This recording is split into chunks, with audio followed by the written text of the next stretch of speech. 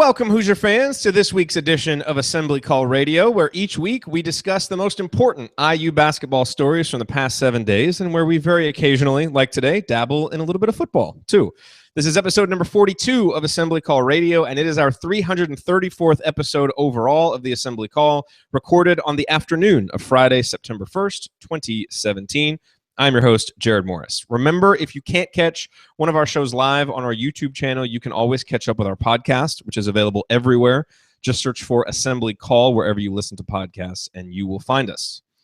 All righty, well, let's begin this week how we begin every show, and that is with our Hoosier Proud banner moment. And before we start talking some football, our banner moment deals with the basketball program. And this week's banner moment is actually two moments combined into one, and they are the reports published at Inside the Hall this week about the recruitments of Keon Brooks Jr. and Trace Jackson Davis, for which adjectives like great and terrific are now being used, which is always a good sign. Now, why is this so important? Well, because Brooks Jr. and Jackson Davis are two of the top players in the state of Indiana for the class of 2019, and two of the top players in the entire country. And both guys have the size and length to add new dimensions to Indiana's roster. Brooks is 6'7", already a five-star prospect, and the entire Brooks clan took an unofficial visit to Bloomington this past week. Summing up the trip, his father, Keon Brooks Sr., said of Archie Miller, "I think he's got it going in a great direction. He's really putting some pieces together to really bring Hoosier basketball back to being one of those top perennial teams in the country."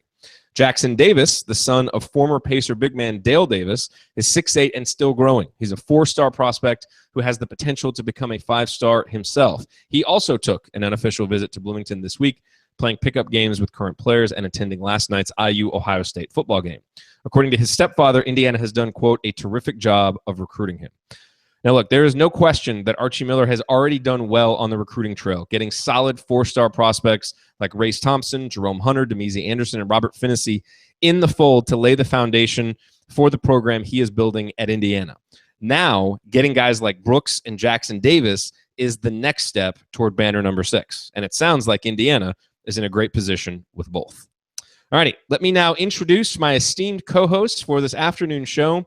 To my left is a young man who is entering his third year as an Assembly Call intern. This year, he will be our director of shareable content and will continue to host the Hoosier Life, providing coverage of the other 23 IU sports.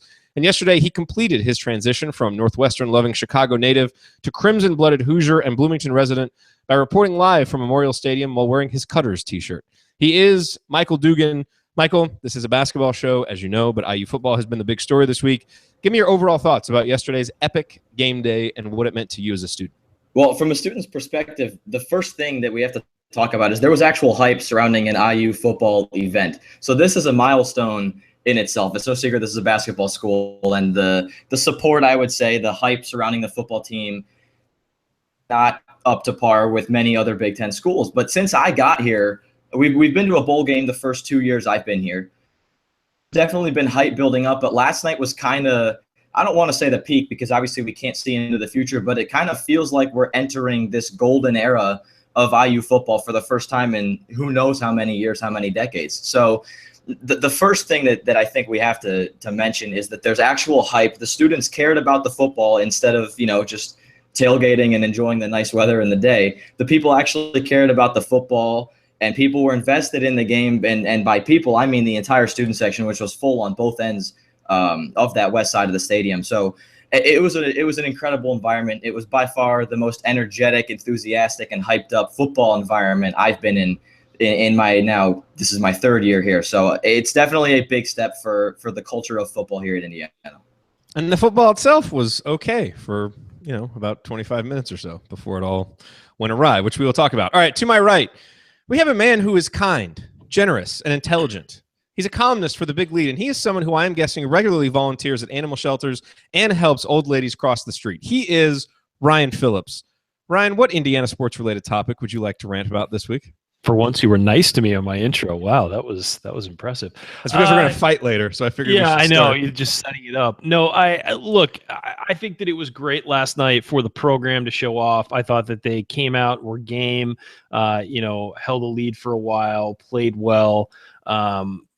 But I think there is some serious cracks in this team, in the IU football team, and I think that we're going to talk about it later. I think Richard Lagow did not have his best game, and I think he had to for that team to pull off a win. I thought that at times he looked like he was a much better quarterback this year than he had been last year, who was, a maddening quarterback last year, would make a bunch of great throws, had all the arm strength and everything you could want, and then would make some boneheaded plays. And I thought that for the most part in the first half, he kept that second half under wraps and didn't make the boneheaded plays. I thought in the second half he looked pretty bad. And I think that, hopefully it was just because Ohio State was a very good team that he started to look shaky in that second half, because if he is not up to par, this Hoosier team is going to have problems on offense this year, given that they can't run the ball. And hopefully that changes again against against teams that aren't as good as Ohio State. Ohio State might have the best defensive line in the country. So, hopefully again that changes. One thing I will say is that Sidney Cobbs was unbelievable last night, and he will continue to be unbelievable for the rest of the year. No question. All righty, well, here's what we are going to discuss this week. We will talk a little bit more about the IU-Ohio State game and where the football Hoosiers go from here. Ryan and I will debate the performance of Richard Lagow, and we will discuss the chant heard round Memorial Stadium last night that should never, ever, ever be chanted. Yes, I have a rant about this. Plus some interesting IU basketball headlines, including who other college coaches think was the best hire of the offseason. And then we answer your questions. All of that and more on this week's edition of Assembly Call Radio. Hey, Assembly Call Radio is sponsored by SeatGeek, as you know. Remember that when you need tickets to a sporting event, a concert, or most really any other live event, check SeatGeek first to ensure that you get the best deal. And then use the promo code ASSEMBLY, ASSEMBLY, when you make your first purchase so that you can get $20 back after that purchase. Now, if you didn't get a chance to go to the IU-Ohio State game, perhaps because prices were too high or it was a weekday or you didn't want to deal with the parking issues, there are two games coming up with tickets on sale for less than $20 a pop. That's September 16th when Indiana hosts Florida International, and on September 23rd, the Hoosiers host Georgia Southern. Given how tough the Hoosier schedule is this year, both games are close to must-wins, as close to must-wins as you can get early in the season. So those are really important games. To find the best tickets, to find the best prices on tickets to any IU football game, visit the URL iufbtickets.shop, not .com, .shop. That's iufbtickets.shop. That is actually our affiliate URL, meaning that when you use it to browse tickets at SeatGeek, we get a commission whenever a purchase is made. In other words, you get a great deal on IU tickets, and you help support the Assembly Call, which is a win-win. Again, the URL, iufbtickets.com. All righty, you are listening to the Assembly Call. I am Jared Morris here with Ryan Phillips and Michael Dugan talking, for this week anyway, about IU football. And Ryan, let's talk a little bit more about that performance from last night. And, you tweeted something interesting last night. Late in the fourth quarter, you said something to the effect of, guys, I think Ohio State may just be a little bit better at football than Indiana is. And this is, I was going out on a limb here, and I'm just going to, stick with me, though. And this is, of course, true. Everyone knows this. But I'm wondering, did all the talk of breakthrough and people talking about possibly springing an upset because of how close these two teams have played in the past, and game day and the excitement, did that create unrealistic expectations that Indiana was destined to fall short of, do you think? No, I don't think for anybody that knew anything about football. I think that most people expected what happened. They expected Indiana to come out and put on a really good show in the first half, which they did. And hang with them. But then when that adrenaline wore off, when Ohio State settled in, when the newer defenders sort of locked in and gave up on their nervousness and their jitters, you got what you expected. You got Ohio State running away and wearing Indiana down. And that's what happened. Indiana got worn down. The offensive line got worn down. The defensive front got worn down. These are bigger, stronger athletes on Ohio State. They are better football players. You got to remember, they are recruiting the cream of the crop, and Indiana is recruiting solid players and certainly better players than they were 5 years ago. But there's still a big talent deficit. And, when you're looking at the fifth and sixth receivers of Ohio State could easily be starting for Indiana. The fifth and the third and fourth running backs could be stars at Indiana. The receivers? I don't know. Indiana's receivers are pretty good. The receiving core is great. No, I'm just throwing maybe the linemen. Yeah, I was throwing out positions. I wasn't. But no, Indiana's a great receiving core. So okay, fine. Forget I said that. But their backup lineman could be starting at Indiana. That kind of thing. So certainly, I just think that after a while, Indiana, that talent deficit just wore them down. And I think that most people expected exactly what happened. I think that it was more people going in wondering whether or not Ohio State would cover than whether or not Indiana would win. But that said, Indiana certainly believed they could win, and they played like they believed they could win for a long time. A few plays go a few different ways, and maybe it's a much closer game. But towards the second half, you just started to see the field tilt. And it looked like Ohio State was running downhill.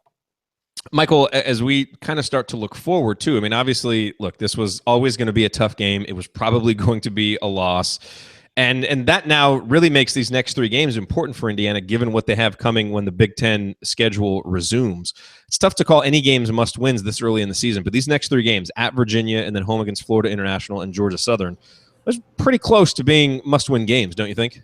It's as close as it gets, I think. If picture a scenario where they lose at Virginia next week and you start the season 0-2 playing in the Big Ten East, a team that's not, certainly not in the top half of the Big Ten East with how top heavy it is, especially with, we don't know what Michigan State's going to do this year. I would almost go as far as to consider them must-win games straight up. I don't think that Indiana can afford, especially with what they showed last night, their porous offensive line, their inability to run the ball. And I mean, you got to give their defense credit. They did all they could, but the offense couldn't move the ball. So the defense was on the field for pretty much the entire second half. But I think with all the holes that this team has to fill, fewer than they did at this point last year, I think they have to pick up all these non-conference wins they can get. And then they play Rutgers, Illinois, Purdue in conference. Those should all be wins. That's their 6 right there. But starting 0-2 with the schedule that they have is just, it's far from ideal. I think that these are must-win games straight up. Well, at some point, I mean, not to jump in, but at some point, the program has to get beyond the goal just being to go to a bowl game and to get 6 wins. At some point, you're putting money into this program. I mean, they've upgraded the facilities. They're enclosing the other end zone. They're, and that's great. And that stuff is fantastic for the school alone. Forget the football program. But I think that at some point you've got to demand more than that. And I realize Tom Allen's in his first year. I realize they don't have, usually Indiana is good when it has a next level quarterback, and we'll talk about that level later. But when they have a sort of a guy who can make things happen, and this is just, I think that at some point you've got to start expecting the team to do more. And that's what the breakthrough to me is about. It's not just about going to a bowl game. It's about getting to 8 wins. It's about building on those things, getting better recruits, breaking through and finally, pulling in more talent and things like that. It's not just about winning one big game, and it's not just about, making yourself bowl eligible. It needs to be about something else eventually. Well, 100%. I want to echo that. This is the third. They went 6-6 the last 2 years, 4-8 the year before that. Could have gone 6-6 if Sudfeld were healthy, but 6-6 back-to-back years. It always kind of feels like in these situations, in the third year is when you need to break through, is when you need to make that next step, beat a Michigan, beat a Penn State, win 7 or 8 games. And obviously it's way too early to tell. We're in week 1. Week 1's barely even getting started, but this is a team that needs to take that next step soon, or else this fan interest that may be peaking right now is going to start dwindling away, and this program is going to take a step back. Now, on the alarm too early, the season's not lost, but I mean, as far as this season goes as a whole, they need to start thinking big picture with this, because the play last night is not going to get it done. They're not going to break through anything except the 5-win barrier at this point. So, what Ryan said is absolutely correct. At some point, and hopefully this season, but some point soon, they need to break through. 6-6 is no longer enough. This is the third year that they would potentially go 6-6. They need more than that. No, there's no question. And I mean, I think Tom Allen has raised the expectations talking about the breakthrough, and at some point it's got to be more than about talk. You do actually have to do it. All righty, coming up on the assembly call, we will continue discussing last night's IU football game. We will debate Richard Lagow's performance and talk about the worst chant in all of sports. That's coming up. Stick with us.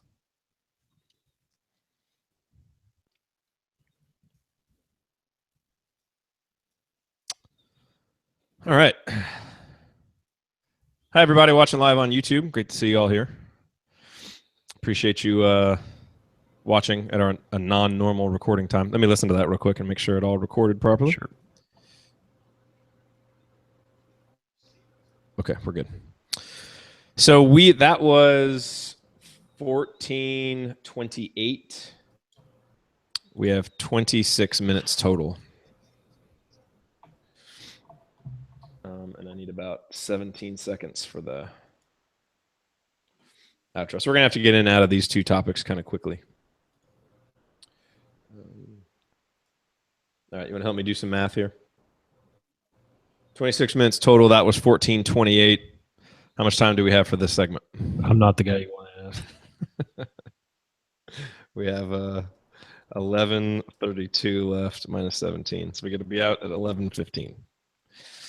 Okay, so I'll talk about Lagow real quick. And then we'll talk about him, and then we'll talk about the awful overrated chant, which is just dumb. That was right when they scored that big touchdown, too. Yeah, Indiana got outscored 29-0 after that chant. There was another chant that didn't get the juice that the second one got. Thank the Lord. I swear to you, it was in the first quarter. What was it? Overrated. They were doing it again in the first quarter. And I was like, guys, are you kidding me? Well, we just showed that we're a little inexperienced when it comes to football for the big game atmospheres. We've got some work to do. Okay, you guys ready to hop in? Have they given an update on Westbrook, by the way? I haven't heard it. Nah, he's taking an MRI. Getting an MRI today. Was it his knee? Looked like his knee. Jesus. That was a brutal loss. That was bad. Yeah. Cobbs last year, Westbrook this year. Yeah. Okay. You guys ready to go? Mm-hmm. Yep. Okay, here we go.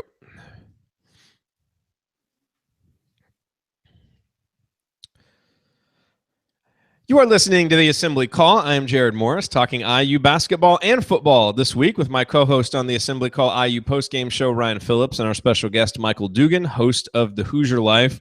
Guys, let's talk real quick about Richard Lagow. Ryan, you had some choice words for him last night on Twitter back in our first segment. I want to say this about Richard Lagow. I don't think he played a great game by any means, because certainly we have to take the game in totality, and he was not very good in the second half.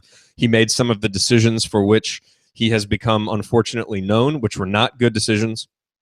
But to just dwell on that is to ignore how well he played at times in the first half. And I think given how little Indiana was able to run the ball, and how good Lagow looked, and how good of a job he did driving Indiana down the field, on a few of those drives in the first half, I think singling him out for criticism after a game like this, it just seems like he is way, way down the list of guys that we should criticize. Now, the problem with this year's Indiana team is he is essentially, at least if we take anything from this game, if they're not going to be able to run the ball, he's essentially going to have to play like an all Big Ten quarterback every week for them to get wins. Now, they're not always going to be playing Ohio State, and hopefully the line will get itself figured out and the offense will have a little bit more balance. But I actually thought on balance, it showed some growth for Lagow. It wasn't perfect by any means, but I just think he should be lauded for some of the good plays he made to even put Indiana in a position to have a lead and to be in that game early. And I'm just not sure that he really deserves a whole lot of criticism given how many other phases of the game for Indiana failed last night. Oh, that's fair. I mean, it's fair to say he wasn't the biggest problem. And I even said that on Twitter when we were discussing it. I just think that the problem with Lagow and the problems we saw were the same problems he had last year, which is at times he looks like a deer in the headlights. He focuses in on one receiver, and if that guy isn't open, he just pulls the ball down and is ready to take a sack or make a really ridiculous decision with the football. Look, he also made some really good plays last night. He did early in the game. In the second half, he looked like a deer in the headlights. He looked, and that's when I was talking about it. And I even said, look, I'd be fine with a change of quarterback right now. See, that I thought was ridiculous. Well, for a few series, get him out, put another guy in there, because they weren't moving the ball on offense. They were doing nothing. How were they going to? I mean, they couldn't block. They couldn't run. Put Peyton Ramsey in there, let him run around. I don't know, do something else, change it up, because I'm not saying remove him as your starter. I'm saying at this point, you're not getting anything offensively. Give them a different look. Give them something else, because, maybe somebody creates a spark. And again, look, if you're Lagow in that position, you have to play the game of your life to win. Okay. You just did. You knew going in you needed to. That wasn't a secret. That wasn't something that came up in the second half. And I felt like as things got a little tighter, And as Ohio State started playing a little better, he started bailing out, throwing 3-yard outs on third down. His average yards per attempt went down to 6.3, which is ridiculously low. He didn't take. Look, if you're going to beat Ohio State, you have to take some shots down the field. He was not willing to do that. And then other times he just forced balls into coverage. He was lucky to not have, I think, at least four interceptions because of dropped interceptions. And it just felt like, look, you're a senior. You got to be a leader and not be afraid in the pocket when these guys are coming at you. And I get it. It's Ohio State, the big bad Ohio State. But you play in the Big Ten. You're going to face fronts like that. And he was not standing in. He was not delivering passes. He was bailing out a lot. And look, I'm not criticizing Lagow for not being good enough. That's not what I'm saying. Talent is whatever it is for him. But he needed to be more of a leader and stand in there and take some hits and stand in there and deliver passes when things weren't going well. And I felt like he was just trying to bail out. It was almost like he was afraid to take a hit. And that's fine if that's who he is as a quarterback. But if we're expecting Indiana to be better this year and have a better season than 6-6, you need more than that from your starting quarterback who's a senior and he's been a starter for a year. You need to see some development. You need to see him be better. And look, maybe it's just because they were playing Ohio State. They have a scary front. They have a scary defense. But at the same time, it would have been nice to see some growth and see an improvement on last year throughout the whole game. Yeah, that first half, they looked good. But the second half, it looked like last year. And it looked like some long stretches last year where he was a big problem for the offense. Michael, you want to break the tie on Lagow? I will say this. I think that he did make some slight improvements from last year. I think last night we saw, and granted he threw the ball, 65 times? Yes. We did see more good throws. I think there was a higher very good throws that he made, especially a couple of good back shoulder throws. That first touchdown to Ian Thomas was a great throw. He made some great throws to Simi Cobbs.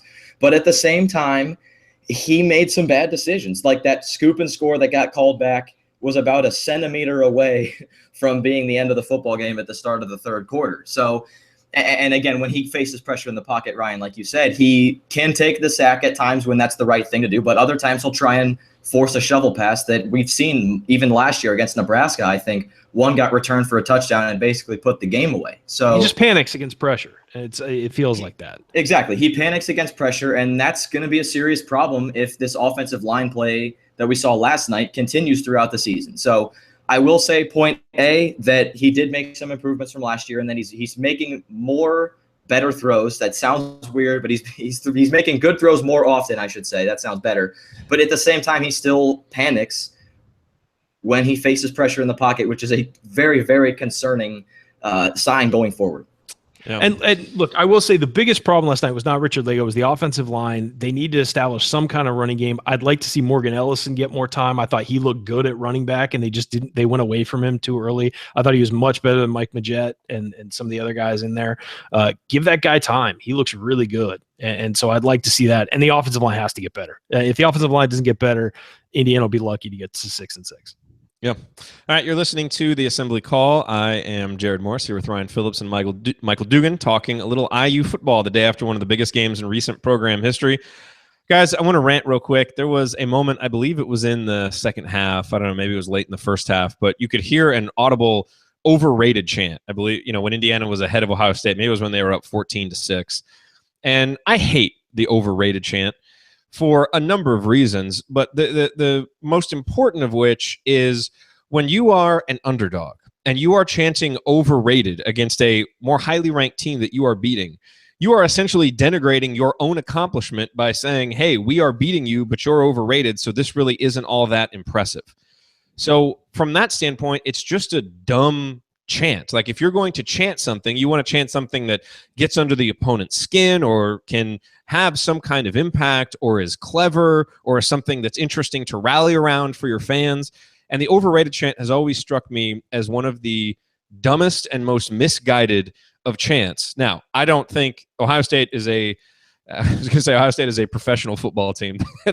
And they kind of are a professional football team. I don't think they heard an overrated chant, decided, okay, we're going to get these Indiana fans. But, I think it was 29-0 Ohio State after the overrated chant. Let's take that as a lesson that from now on, don't chant overrated, especially when you're the underdog beating someone who's highly ranked and looking like you might pull off an upset. It's just one of the dumbest chants that there is. Am I wrong on this at all, or do you guys share my hatred for this chant?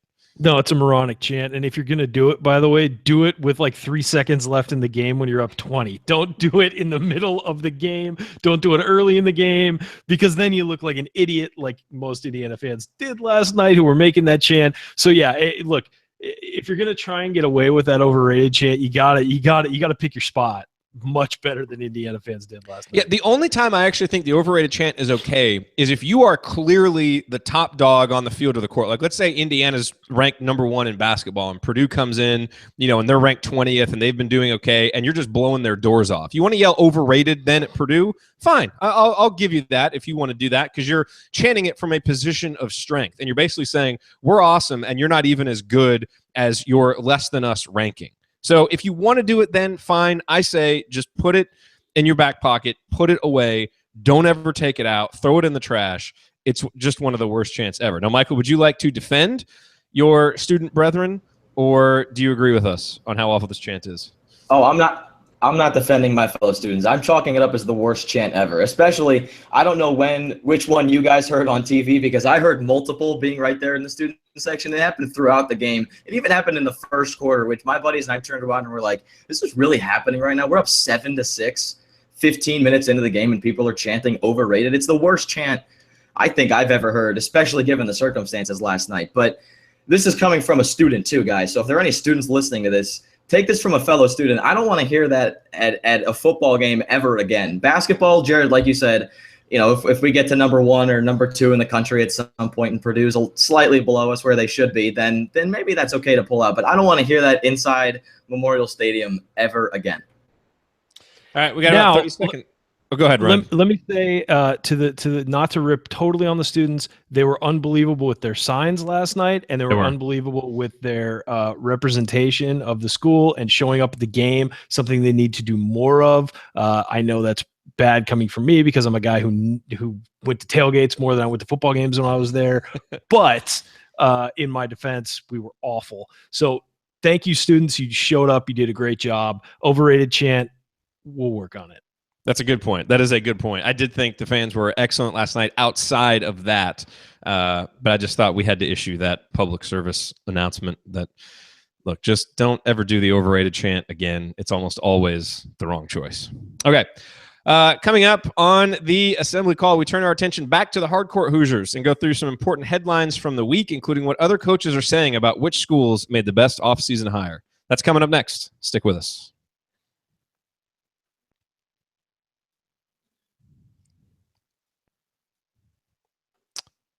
All right.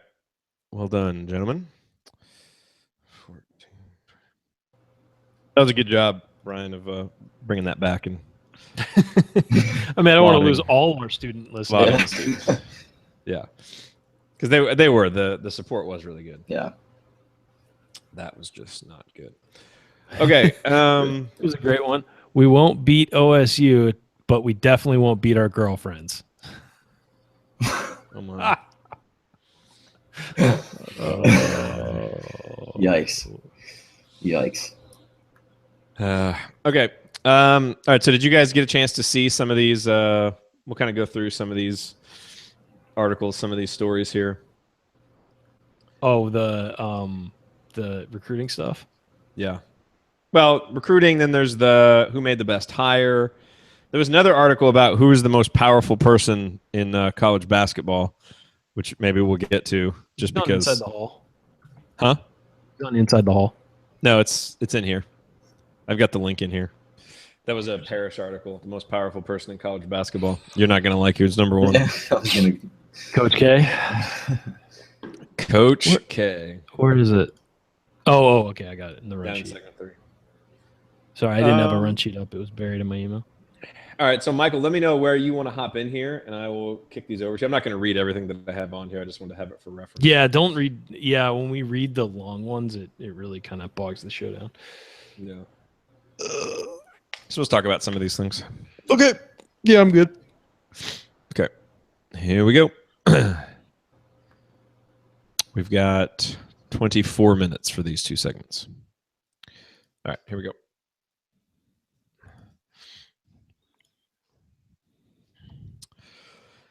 You're listening to the Assembly Call. Go to assemblycall.com/join to activate your free membership. You will get our weekly six-banner Sunday news roundup delivered right to your inbox each Sunday morning so that you can stay up to date with your Hoosiers during the offseason and even once the season begins. The URL is assemblycall.com/join.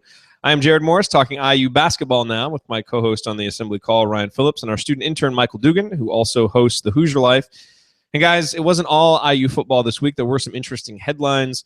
Number one was Romeo Langford announcing his top 7. And then last night he tweeted out a little graphic featuring him in jerseys of all of his top 7. The top 7, in case you missed it: Kentucky, Louisville, Indiana, UCLA, Kansas, Vanderbilt, and North Carolina. And of course, front and center in the image last night, Romeo in his cream home jersey wearing number 1. So not really any breaking news here. We assumed that Indiana would be in there. I think, a lot of people you talk to seem to think that Louisville, Indiana, and Kansas are kind of ahead of the other ones. But this is obviously one of the most high-profile recruitments that we've had in the state of Indiana for a while. So every little tidbit of news is followed and picked apart and dissected. So just a good sign that Indiana's in the top 7. But I don't know if there's really a whole lot else to take from this. Any comments, Brian? No, I think it's great that, still in there. Obviously it would have been a real disappointment if Indiana wasn't, but no, that would have been a real double whammy. Lose to Ohio State, and then Romeo says Indiana's not make in the it. top 7. Yeah. But no, I thought that is good news for Indiana. Things continue to roll along in that recruitment, and we'll see how things turn out. It will certainly be interesting to see how that one plays out. So another interesting story, our buddy Gary Parrish from CBS Sports, he does this candid coaches series during the offseason. And the topic this week was, which power conference school made the best coaching hire? You guys want to take a guess at who finished number 1 on the list? I'm going to say it was Indiana. That would be my guess. It was in. Yes, and actually it was the 3 new Big Ten coaches that were 1, 2, 3. So Archie Miller got 37.8% of the vote.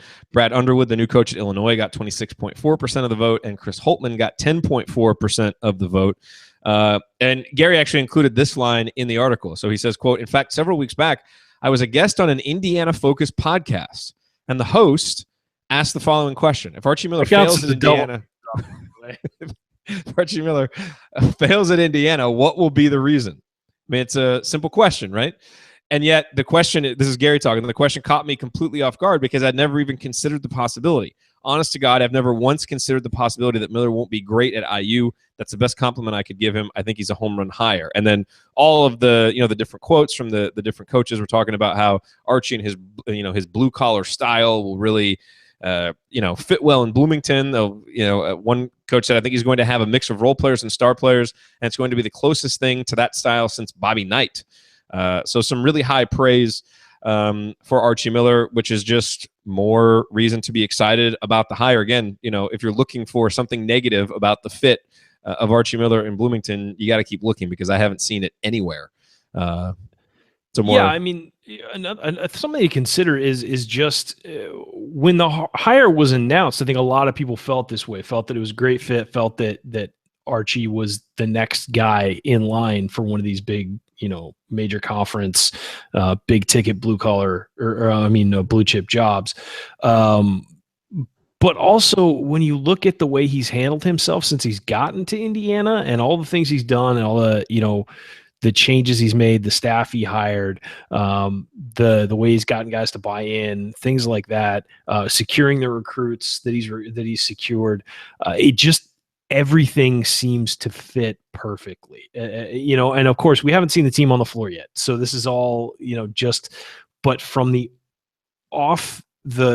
off-season perspective, he's done everything right, and he's hit the right notes, and he's done the right things. He's brought in the right kids. He's certainly moved everything forward for the program, and I think that's a big deal, because I think that some people were hoping for maybe a bigger name. Some people wanted a quote Indiana guy, which we talked about repeatedly, is idiotic. You get the best guy for the position. You don't go after a guy with ties to the school. You go with the best guy for the position, and then he becomes an Indiana guy. Exactly. That's the point. Is that, you know, this whole thing about, oh, well, these guys know Indiana culture. Well, no. Good coaches create their own culture, and good coaches develop a high level culture, and that'll work itself out. You go get the best coach for the job. You don't worry about where they've been or who they've played for. And I think that Archie really it was the right hire at that time, given the candidates available. And certainly it looks like it's been a great fit. And I haven't seen anything that's made me feel like he won't succeed yet. I mean, that could change in the next few months. I'm not saying that Archie's definitely winning a championship at Indiana, but I am saying that I think that right now I have no reason to believe, as Gary Parrish said, that he won't be successful. I'm saying Archie is definitely winning a championship. Yeah, well, you're that guy. So it's Michael, what's the feeling on campus? I mean, obviously, Archie has a much different personality than Tom Crean, who is very much, you know, kind of a rah-rah guy. And when Crean took over, it was, I mean, totally different circumstances. He really had to rebuild enthusiasm for the program. And I think even though last year wasn't good, this is still a program that's won 2 of the last 5 Big Ten titles. And so there's some remnants of enthusiasm, obviously, still from those performances. But is there now kind of a fresh, new enthusiasm with Archie Miller there that you're sensing on campus? Well, as oddly refreshing as this is, it's tough to tell right now, because since I got on campus, a lot of the hype was for last night's game. So that's both good and bad. But going back to last year when I left campus for the month or two after they hired Archie Miller, it was, I mean, people were already ready for basketball season, even kind of with that sour taste still in everyone's mouth from last season. People were ready. We're always ready for basketball season, Michael. Yeah, we're always ready for basketball season. I should have thought about that one. But no, people were ready. Not quite at the level that they were after the 2015-2016 season, just because of all the hype that at the time Indiana was rightfully getting. We won't dive into the last season at all. But I mean, the last. Please don't. No, we're never speaking about it again. What season? No, but people definitely toward the end of last year, and I'm assuming now that last night is over, people are going to be ready. People are talking about Hoosier hysteria already. I think Archie tweeted something out about that in the last week or so. So, I mean, people are ready. I haven't gotten a great sense of it because of last night's game again, but people are ready, and the excitement is there. It's there. I can tell you that. It's there. You are listening to The Assembly Call. I'm Jared Morris here with Ryan Phillips and Michael Dugan, taking a look at some of the headlines that affect IU basketball from this week. So here's a fun one, guys. I don't know if you saw this, but Victor Oladipo released his first single. He was actually quoted by Complex.com saying, "What inspired me to put out my own music now is that I believe it is a gift of mine, and when God blesses you with a gift, you should share it with others. If not, then you're doing yourself and him a disservice." So he put out a track. It's his debut track. It's called Song for You, which puts a contemporary spin on Donny Hathaway's A Song for You. Did you guys get a chance to listen to this? Michael, lead off here. What were your thoughts on Victor's singing debut? Not really his debut. We've all heard him, but his first single. Yeah. I listened to it this morning, and I've heard him sing before, like you said, at the draft. After he got drafted, he had some post-draft interview where he was singing, and then we've seen him at stand-up and karaoke videos like that. But as far as his first published, professional, more or less work, I was impressed. I mean, that guy, that's something that if that came on shuffle on my phone when I just had headphones in walking to class, I mean, I wouldn't doubt for a second that this guy's not a professional singer instead of a professional basketball player. So, I mean, it's a good song, and he does a great job with it. I was blown away. I don't want to sell him short. I was blown away. Yeah, I haven't listened to it yet, actually. I will this afternoon. I had kind of a busy day yesterday with the football game and everything, so I didn't get a chance to listen to it, but I have it all saved. One thing I will say is, I thought my favorite time seeing Oladipo sing a lot of people will talk about Hoosier Hysteria, where he came out and sang. I think that was great. My favorite was I believe it was in New York when he was in the dunk contest and he came out in a tux singing New York, New York. That was my favorite Oladipo singing moment. So I don't know if this will top that, but I'll definitely listen. I'll tune in. Is there anything he can't do? No. Yeah. The amount of talent. I mean, perfect human being. I love Victor Oladipo. I agree. All right. So Michael, this question is going to make me sound really old, but I'm going to ask it anyway. Like, there were a lot of effects on his voice, which I feel like he didn't need the effects because he's got a really good voice. Is that how all popular music is now, where there's just effects on everybody's voice? I think that's tough to answer with factual data to back it up, because I think over the last 10 years, T-Pain was kind of the first guy to use what's known as auto-tune, which that's what you heard there. It was pretty obvious. But over the last 10 years, it's gotten, as technology is improving, it's gotten much harder to tell where the edits are and where the, cover-ups are and where they can kind of fix their voice. So I don't want to name drop anyone because I have no idea, but I would imagine a lot of stuff out there now is artificially tweaked to make everyone sound better than they actually are. I have a buddy who's an audio producer, and what he told me is that auto-tune can't make a bad singer sound good, but it can make a good singer sound great. And increase that. And sometimes they turn it up so much so that there's an effect on the voice that you hear that is like an effect they're trying to get for the sound, as opposed to like trying to make the voice sound good. But yes, I agree. I think that I'm kind of old school. I like the natural sound of the voice, and I don't think Victor needed it. Who doesn't need effects on his voice? Jim Cornelison. That's who. Oh, that guy. You're not topping that national anthem this year, anybody. Don't try it. No, you're not topping that national anthem. That was awesome to have him come back and the IU alum come back. And they finally got to fly over it at Memorial Stadium, something they hadn't had ever. Hey, and hat tip to Will DeWitt, one of our first interns, who had a big part in the Jim Cornelison coming back to sing the national anthem happen, because he did it first for a basketball game and then came back for football. So Will's article that he wrote about that helped kind of kick that off. So kudos to you, Will. Ryan, I have to ask you about this story. Another one of Gary Parrish's articles, the most powerful person in college basketball. Do you want to wager any guesses on who is the number one most powerful person in all of college basketball? Just say it, Jared. Just say it. Coach K. Yeah. The most powerful. And the reason why, in addition to all the obvious reasons, but his affiliation with USA Basketball is listed as the number one reason why. I'm not denying that he's the most powerful person in college basketball and in basketball in general. I absolutely wouldn't deny that. Doesn't mean it's right, and doesn't mean I'm happy about it, but he's certainly a very powerful guy. And look, and here's the thing, is that what he's done with USA Basketball and what I think he and Kobe Bryant together did for USA Basketball was incredible. What Coach K did was he got Kobe Bryant to sign up to play in the Olympics, and 4 years out. And that made it cool again for guys to play in the Olympics. That made it so the top stars all were like, oh, wow, Kobe's doing it, and Kobe and Coach K went out and recruited those guys. And that was great for USA Basketball. It was great seeing guys like LeBron James, like Carmelo Anthony, like Dwayne Wade, all play with USA on their chest. I think it brought the NBA to a lot of people, and I think took it to a higher level, because you created fans who were just going to watch the Olympics. You created more fans, seeing these guys together, seeing them have fun together, put them in a different light, I think. And I thought it was great for the league. And so to do that, certainly he deserves the credit for that. What he does at Duke, we'll talk about another time. We've talked about it before. I'm not the biggest fan of Coach K and the way he coaches, the way he handles himself around officials, the way that he talks about, for years he talked about, the one and done guys not being Duke style. And now he's basically created a second Kentucky and Durham. So, he's just, he is who he is, and he'll always be that guy. So, whatever. He is who he is. John Calipari was number 2. I thought it was interesting. Jim Delaney was number 3, with obviously the creation of the Big Ten Network cited as the most important reason. But also they talked about how he has more influence over officiating than anybody, which I found interesting, because might you use that influence to get good officiating in the Big Ten Conference? We complain about I complain about officials. It's the royal we. It's me. In our infinite wisdom, we complain about officials a lot, because it's universally accepted that that the Big Ten's officiating is awful in basketball.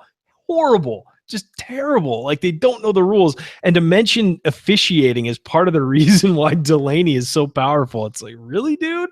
I don't know. I'm not a big fan of Delaney either, so this list clearly wasn't up my alley.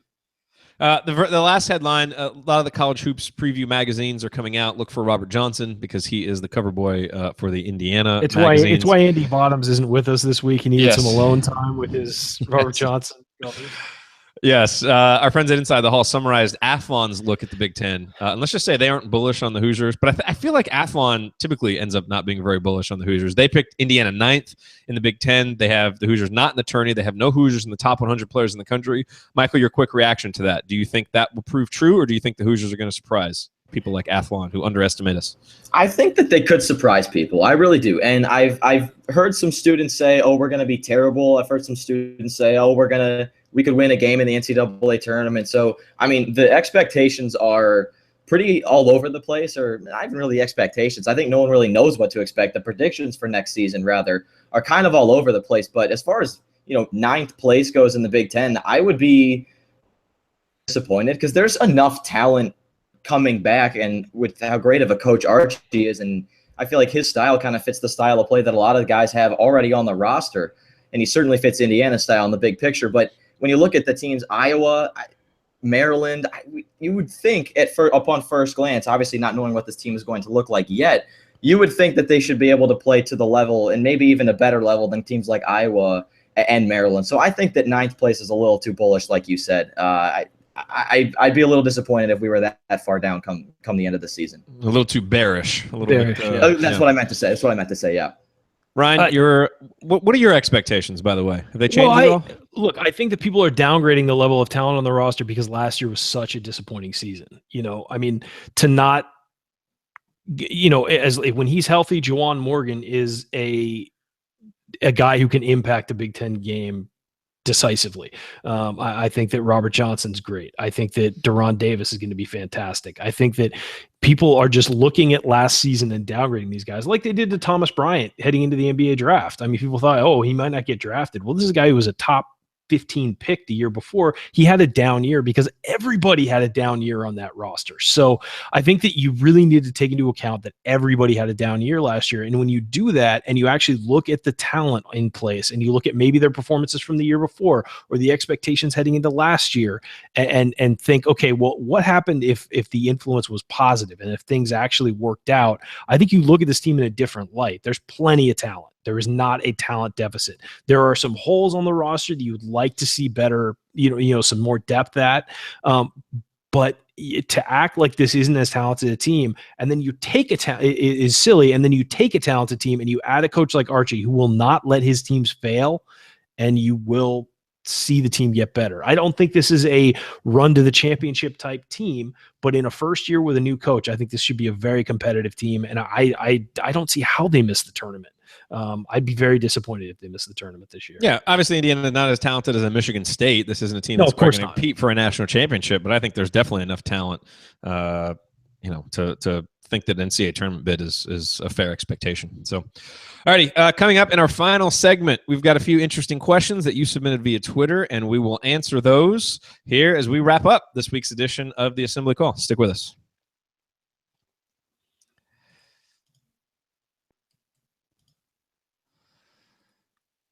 All right, that was 18-14. Nice job, guys. So let's see, 18-14. We got to be out at 24 minutes. We've got. Oh, that's nice. We've got 5:36 left, so we got 5 minutes for the segment. All right, so just a few questions. I'll handle the question from Andrew and then kick that over to you, Ryan, and then let's all give our thoughts on. They're buried. Brandon's question. Where are they in Archie? Two players. Coaching limited resources. Coaches never want players. Only players shorter than 6'9". Yeah. No. Oh gosh, Will. I think you should answer that. Man, I'm biased. Well, we can't have a draw? What? How many Olympic gold medals does Cabercini have? I know. Not as many as Lily King. Lily King stood toe-to-toe with the evil empire. Stared it down. And then stomped on their toes. Seriously. Although I will say Calbert Cheney has a FIBA of the Americas under-18 championship. Hey, there we go. Okay. That sucks for Calbert because 1992 is when they brought the Dream Team back. He would have totally been on the Olympic team. Yes, he would have. Yes, he would have. All right, let's do this. Should have won a title, too. Yep. I get it back to work. Let's wrap this up. All right, here we go. How many minutes do we have, did you say? 5. Okay. So we'll be quick. All right.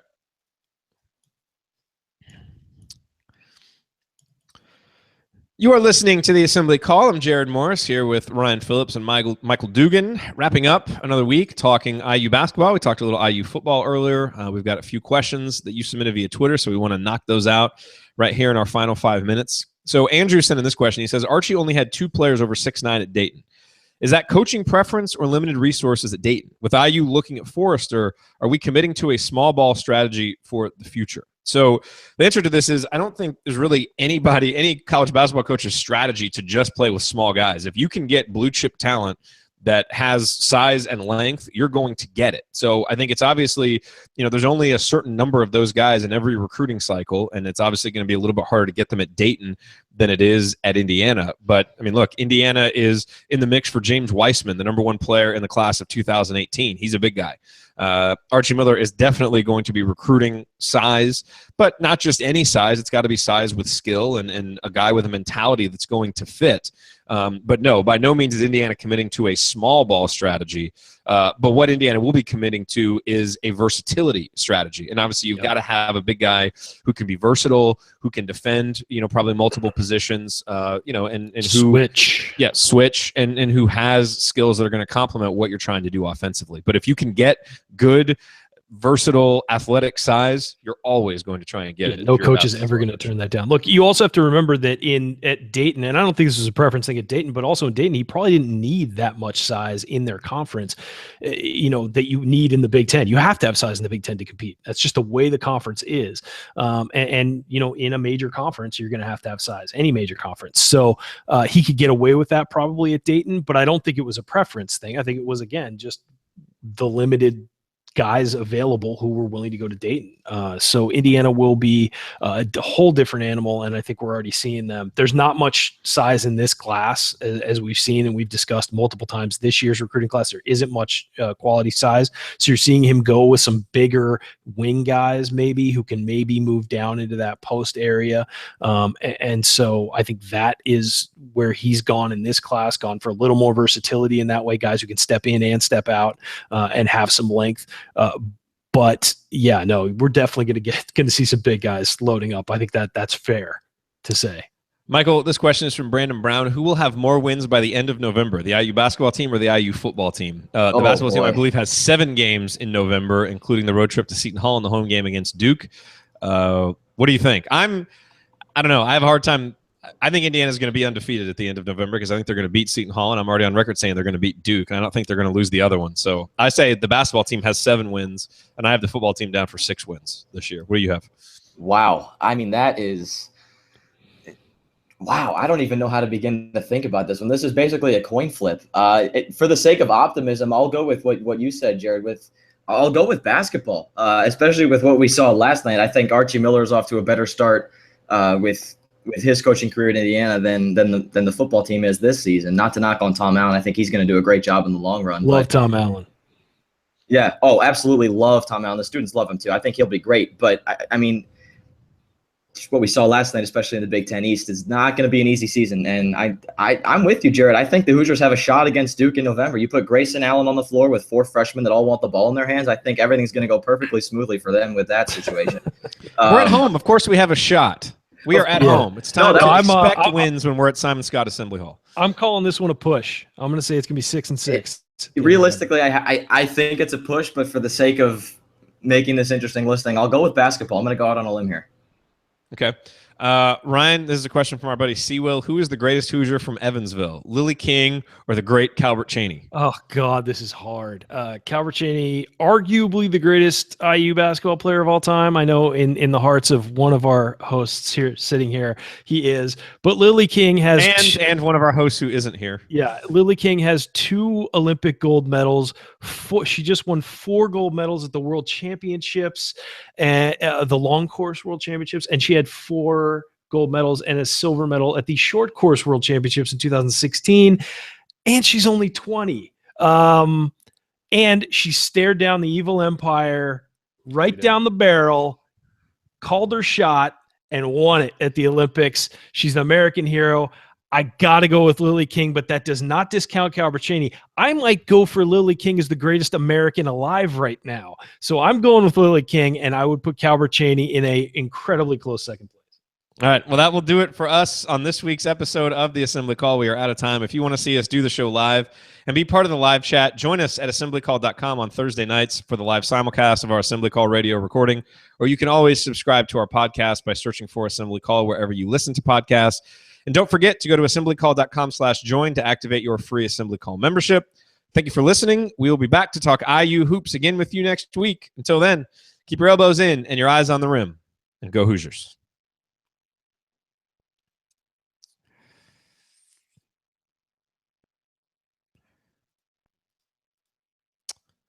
Excellent.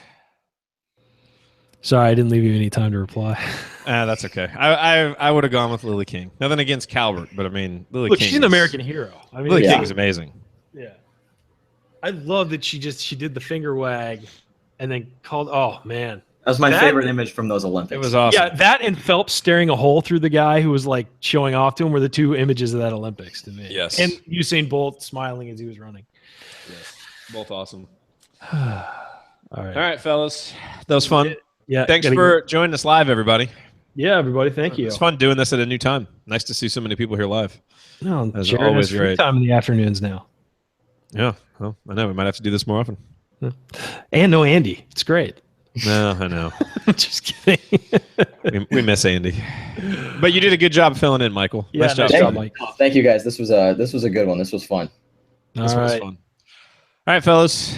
I will talk to y'all later, and we'll Yeah. see you guys next week. We'll be back at our normal time, Thursday night next week. All right. Later, guys. See y'all. Bye.